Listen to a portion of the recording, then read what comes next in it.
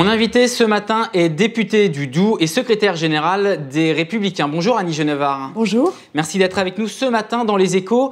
Laurent Wauquiez a rencontré Angela Merkel hier lundi matin au siège de la CDU, la droite allemande. Une rencontre qui survient après le soutien affiché de Laurent Wauquiez à Viktor Orban, qui a récemment été sanctionné par le Parlement européen pour, je cite, des risques clairs de violation de l'état de droit. C'est ça qui est pointé chez le chef d'État hongrois. Or, Merkel, elle s'oppose fermement à la politique de Viktor Orban. Juste que l'on comprenne bien face à ce grand écart, qui soutenez-vous chez les Républicains, la politique d'Angela Merkel ou celle de Viktor Orban ? Alors, je crois qu'il y a un point qui fait consensus chez les Républicains, de Laurent Wauquiez à Valérie Pécresse, comme cela a été dit au dernier bureau politique, c'est la position de Viktor Orban sur les questions migratoires. Même chez Valérie Pécresse, elle a été très critique vis-à-vis de Laurent Wauquiez. Elle a été très claire lors du bureau politique. Elle a dit ce qui pose problème chez Viktor Orban, ce n'est pas sa conception en matière d'immigration, ce sont les manquements à l'état de droit. Du reste, Laurent Wauquiez a dit tout autant que ça le préoccupait. Donc ne surjouons pas nos différences, une fois de plus, au risque de nous affaiblir collectivement. Le sujet, c'est pas Viktor Orban, le sujet, c'est l'Europe. Et la rencontre de Laurent Wauquiez avec Angela Merkel était de ce point de vue-là très importante.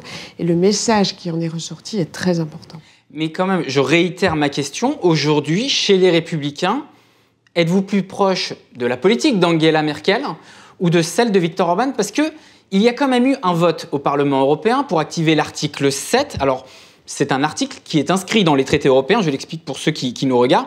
Et c'est une procédure qui, du moins en théorie, peut conduire jusqu'à l'exclusion de la Hongrie de son droit de vote dans l'Union, justement face à ces risques qui pèsent sur les valeurs de l'Union européenne, ou en tout cas les transgressions des valeurs démocratiques. Et chez les députés européens des Républicains, les votes étaient assez partagés. Il y en a qui se sont prononcés pour, d'autres contre, et d'autres qui se sont abstenus, et d'autres qui étaient absents. Vous auriez voté pour ou contre l'activation de l'article 7 ? Alors, moi, je ne suis pas députée européenne, mais je crois... Si vous l'étiez. Alors, si je l'étais, je pense, si vous voulez, que la position d'abstention d'un grand nombre de députés européens, les Républicains, traduisait, en fait, la question de savoir si on avait distingué le vote concernant la politique migratoire de Viktor Orban et sa politique intérieure, je pense que les votes auraient été massivement en faveur de sa politique migratoire et certainement plus critiques sur les manquements à l'état de droit. Du reste. Et donc, je pense que l'abstention, elle traduisait ce double positionnement. Mais il n'y avait qu'un seul vote, Annie Genevard. Donc, face à ce vote, auriez-vous voté pour ou contre les sanctions ? Moi, si vous voulez, je crois que tout ce qui nous divise affaiblit la famille, les Républicains, la famille de la droite européenne.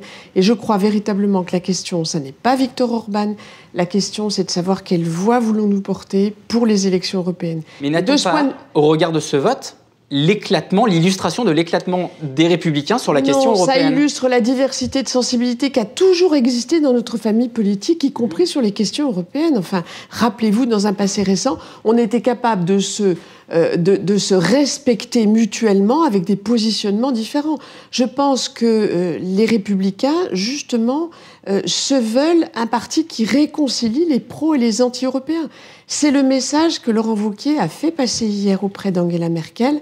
Il veut incarner le point d'équilibre entre les pros et les anti-européens pour déjouer la stratégie d'Emmanuel Macron qui veut installer le match entre les eurosceptiques et les progressistes, comme ils se nomment. Eh bien, il y a une troisième voie, et je pense que c'est la plus féconde, la plus intéressante, la plus porteuse d'avenir. C'est la vision que nous portons, que nous avons défendue, et sur laquelle nous nous sommes rassemblés. Valérie Pécresse était à Menton lorsque nous avons voté à l'unanimité les 7 piliers qui constitueront la base de notre engagement européen. Oui à l'Europe, mais une Europe qui respecte les nations et les peuples. Des frontières sûres, des frontières stables,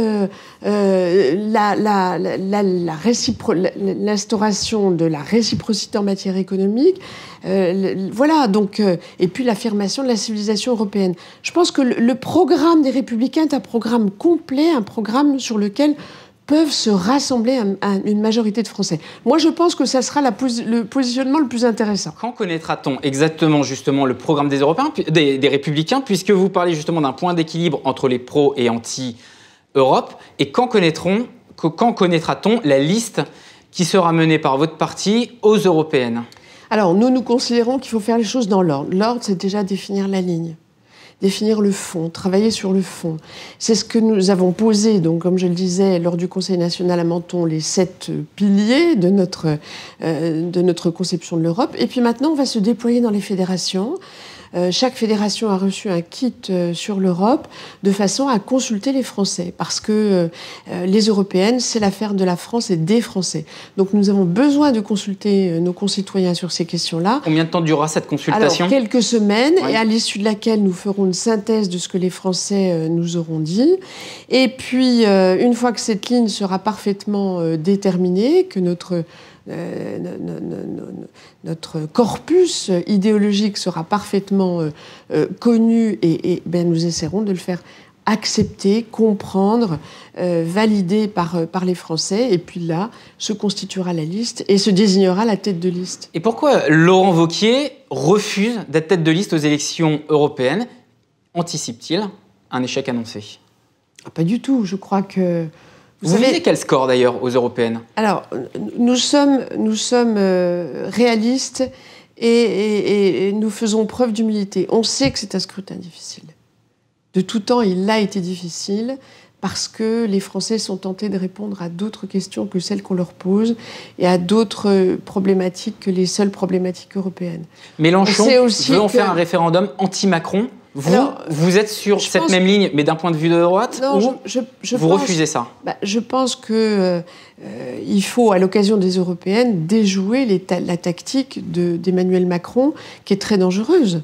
Vouloir éliminer les partis, il l'a dit d'ailleurs, il veut fracturer la droite. C'est son objectif, fracturer la droite pour se substituer à elle. C'est pas ça, il dit plus précisément qu'il se met du côté des progressistes face justement aux conservateurs. Oui, mais ça veut dire qu'il n'y a pas tout à fait la même chose. Ça veut dire qu'il y a tout un pan de l'électorat qui l'ignore superbement.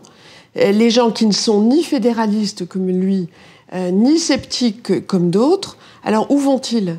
Donc nous prétendons incarner cette ligne équilibrée, ce positionnement qui est encore une fois le plus utile à l'Europe. Oui, à l'Europe, mais dans le respect des nations et des peuples. Et puis, bien sûr, il faut changer des frontières stables, des frontières sûres, la protection de nos entreprises, l'affirmation d'une civilisation européenne, moins de normes, plus de projets. Je pense que vraiment, les Républicains sont la voie la plus raisonnable en matière d'Europe. Toute dernière question, Annie Genevard.